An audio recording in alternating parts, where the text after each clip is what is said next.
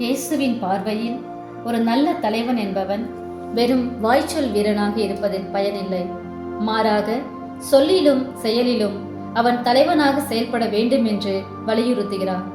ஆனால் இன்று ஆடம்பரம் ஆரவாரமின்றி அமைதியாக நடத்தும் எந்த நிகழ்ச்சியும் மக்களை கவர்வது இல்லை. மக்களின் கவனத்தை ஈர்க்க சத்தமாக ஒலிபெருக்கி வைத்து கண்ணை கவரும் வகையில் பதாகைகளும் மின் அலங்காரம் கொண்டு விளம்பரம் தேடுவது இன்றைய தலைவர்களின் தலைமைத்துவ பண்பாகும். எந்த நிகழ்ச்சியும் மக்கள் மத்தியில் பேசப்பட வேண்டுமெனில் இதுதான் சரியான வழி என்று புகழின் உச்சியை அடைய குறுக்கு வழியில் ஓடுகிறோம். உண்மை முகத்தை மறைத்து பொய் முகத்தை காட்டி புகழ்த்திடும் மனிதர்கள் ஏராளம். ஆனால் இயேசு உங்களுக்கு முதன்மையானவராக இருக்க விரும்புகிறவர் உங்களுக்கு பணியாளராக இருக்கட்டும் என்பதே இயேசு காட்டும் வழி. அவர் வாழ்ந்து காட்டினார், நம்மையும் வாழ அழைக்கிறார்.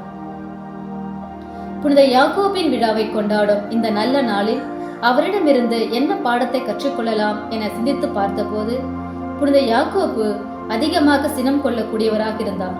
அப்படிப்பட்ட மனிதன் இயேசுவின் முன்னேற்றத்திற்கு பிறகு தன்னுடைய குறைபாடுகளை களைந்து சவால்களை கடந்து வெளிவரக்கூடிய மனிதராக விளங்கினார்.